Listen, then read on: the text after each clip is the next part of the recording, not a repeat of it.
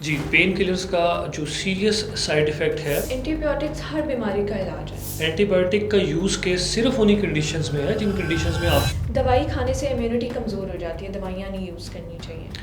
देखिए दुनिया में कोई ऐसी मेडिसिन जो है वो बनी नहीं जिसका साइड इफ़ेक्ट ना हो। बच्चों को दवाई देने के लिए सिरप को दूध या जूस में मिला कर देना ठीक है। इंटरनेट पर रिसर्च करके दवाई लेना सेफ है, डॉक्टर के पास जाने की ज़रूरत नहीं होती, लोग अक्सर कहते हैं। अस्सलाम वालेकुम, कैसे हैं आप सब? उम्मीद है कि आप सब खुश और सेहतमंद होंगे। आज हमारे साथ मौजूद हैं एक general physician doctor Usama Azhar. अस्सलाम वालेकुम, कैसे हैं आप? वालेकुम अस्सलाम जी, अल्हम्दुलिल्लाह। अच्छा, आज हम आपसे जनरल हेल्थ या मेडिसिन से रिलेटेड कुछ मिसकंसेप्शंस हैं, गलतफ़हमियाँ हैं, उनकी फैक्ट्स जानना चाहते हैं। जी। अच्छा, सबसे पहला है दवाई खाने से इम्यूनिटी कमज़ोर हो जाती है, दवाइयाँ नहीं यूज़ करनी चाहिए। देखिए जी जो मेडिसिन्स हैं वो इम्यूनो सप्रेसिव कम, इम्यूनो सपोर्टिव ज़्यादा हैं। अगर मेडिसिन जो हैं इम्यूनिटी को वीक करने वाली होंगी तो फिर हम मेडिसिन प्रिस्क्राइब ही क्यों करेंगे।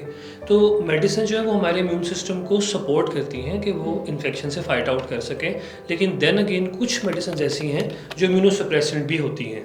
तो वो मेडिसिन जो हैं वो स्पेसिफिक कंडीशंस में दी जाती हैं, जैसे कीमोथेरेपी की ड्रग्स हैं तो वो इम्यूनो सप्रेसेंट्स होती है। अदरवाइज नॉर्मल रूटीन की मेडिसिन जो इम्यूनो सपोर्टिव है। ऑलराइट। अच्छा, नेक्स्ट है एंटीबायोटिक्स हर बीमारी का इलाज है। जी, ये सबसे बड़ी मिथ है कि एंटीबायोटिक हर बीमारी का इलाज है। जैसे फॉर एग्जांपल आपको वायरल इन्फेक्शन है या आपको फंगल इन्फेक्शन है, तो उस सिचुएशन में एंटीबायोटिक आपको क्या हेल्प आउट करेगी? एंटीबायोटिक का यूज़ केस सिर्फ़ उन्हीं कंडीशंस में है जिन कंडीशंस में आपको कोई बैक्टीरियल इन्फेक्शन है, उन कंडीशंस में। ऑलराइट। दवाई का कोर्स ख़त्म होने से पहले ठीक होने पर मेडिसिन छोड़ देनी चाहिए। जी, बिल्कुल ऐसे नहीं करना चाहिए। सबसे बड़ी गलती हम ये करते हैं कि जब बीमारी ठीक होने की तरफ आती है तो हम जो कोर्स ऑफ मेडिसिन है उसको शॉर्ट कर दें। जैसे फॉर एग्ज़ाम्पल आपको कहा गया कि एंटीबायोटिक आपने 5 दिन कंज़्यूम करनी है, तो आप 1 या 2 डोज़ के बाद बोलें जी अब मैं ठीक हो गया हूँ तो मुझे ज़रूरत नहीं है। उस कंडीशन में अगर आप बहुत फ्रीक्वेंट ये चीज़ करते हैं तो एंटीबायोटिक रेजिस्टेंस डेवलप करने के चांसेस हैं लॉन्गर रन में, आपको ये नहीं करना चाहिए। ओके। पेन किलर्स खाने से किडनी ख़राब हो जाती है। जी, पेन किलर्स का जो सीरियस साइड इफ़ेक्ट है, प्रोलॉन्ग अगर बहुत लंबे अरसे के लिए पेन किलर आप ले रहे हैं, तो सीरियस साइड इफ़ेक्ट में किडनी डैमेज हो सकती है। हेपेटोटॉक्सिक भी हैं, नेफ्रोटॉक्सिक भी हैं, मतलब जिगर को भी ख़राब करती हैं, गुर्दों को भी ख़राब करती हैं और एट द सेम टाइम इनके सीरियस इफ़ेक्ट्स होते हैं आपके मैदे पे। तो प्रोलॉन्ग अरसे के लिए नहीं लेनी चाहिए, लेकिन फॉर द टाइम कोई इफ़ेक्ट नहीं होता। ऑलराइट। हर्बल मेडिसिन का कोई साइड इफ़ेक्ट नहीं होता। देखिए दुनिया में कोई ऐसी मेडिसिन जो है वो बनी नहीं जिसका साइड इफ़ेक्ट ना हो।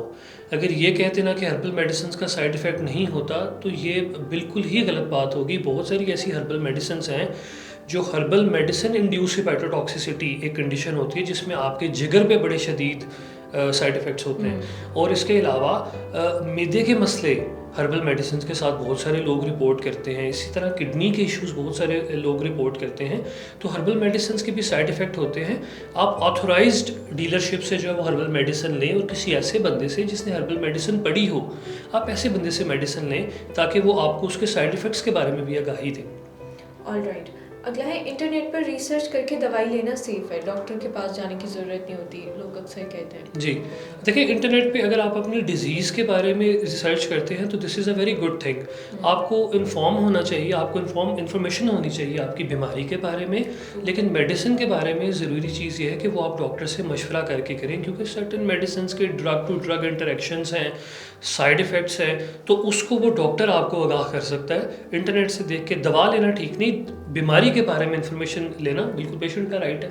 ऑलराइट। अगला है बच्चों को एडल्ट की दवाई कम डोज में दे सकते हैं। सबसे बड़ी मिस्टेक हम जो हमारे जो माशरे में की जाती है, सोसाइटी में होती है, वो ये होती है कि हम बड़ों की मेडिसिन को डोज़ रिड्यूस करके बच्चों को दे देते हैं। जी बिल्कुल ऐसा नहीं करना चाहिए। कुछ मेडिसिन ऐसी हैं जिनके सीरियस साइड इफ़ेक्ट्स बच्चों में आ सकते हैं। अडल्ट्स का जो बड़ों का जो बॉडी का ओवरऑल स्ट्रक्चर है, उनका जो मेटाबॉलिज्म है वो इंटायरली डिफरेंट है। बच्चों का मेटाबॉलिज्म इंटायरली डिफरेंट है। तो अगर आप बड़ों की मेडिसिन बच्चों को देते हैं तो उसमें खुदा न खास्ता उनको कोई कॉम्प्लिकेशंस या कोई साइड इफ़ेक्ट या कोई रैशेस और इस तरह के ड्रग एलर्जी प्रॉब्लम्स हो सकते हैं। बिल्कुल नहीं करना चाहिए। ऑलराइट। बच्चों को दवाई देने के लिए सिरप को दूध या जूस में मिला कर देना ठीक है। जी, ये बिल्कुल गलत है। आपको कभी भी मेडिसिन को जो है वो दूध में या जूस में आपको मिक्स नहीं करना चाहिए। उसकी रीज़न ये है कि देखिए ड्रग की जो एफ़िकेसी है, जो मेडिसिन की जो पोटेंसी है, आप उसको ही डिस्टर्ब कर रहे हैं। सर्टेन ड्रग्स जो हैं वो मिल्क के साथ, जूस के साथ इंटरैक्ट करती हैं। उस इंटरैक्शन से उस ड्रग ने अपनी एफ़िकेसी, अपनी पोटेंसी वो ही लूज़ कर दी है। और साथ में अगर बच्चे को ड्रग का जो जायका है वो अच्छा नहीं लगा, तो वो मिल्क से भी रिलेक्टेंट हो जाएगा। लॉन्गर रन में हो सकता है वो बच्चा दूध ही ना ले, तो वो फिर आपके लिए ज़्यादा प्रॉब्लमेटिक हो जाएगा। सही। दवाई और टोटके साथ में इस्तेमाल करने से जल्दी असर होता है। जी बिल्कुल, टोटके जो है घरेलू टोटके आप कर सकते हैं मेडिसिन के साथ साथ, लेकिन ये भी कुछ सर्टेन कंडीशंस में, जैसे फॉर एग्जांपल पेट में कोई दर्द है, मोशन है, कोई माइल्ड सी कोई कंडीशन है, फ्लू है, तो उसमें आप कोई कावा, कोई इस तरह की चीज़ आप दे सकते हैं बिल्कुल मेडिसिन के साथ। लेकिन कोई सीरियस बीमारी है, जैसे कोई लिवर डिसऑर्डर्स हैं, जैसे कोई जरकान है, हम देखते हैं कि हेपेटाइटिस के पेशेंट जो है वो घरेलू टोटके कर रहे हैं, तो उस कंडीशन में बिल्कुल गलत है।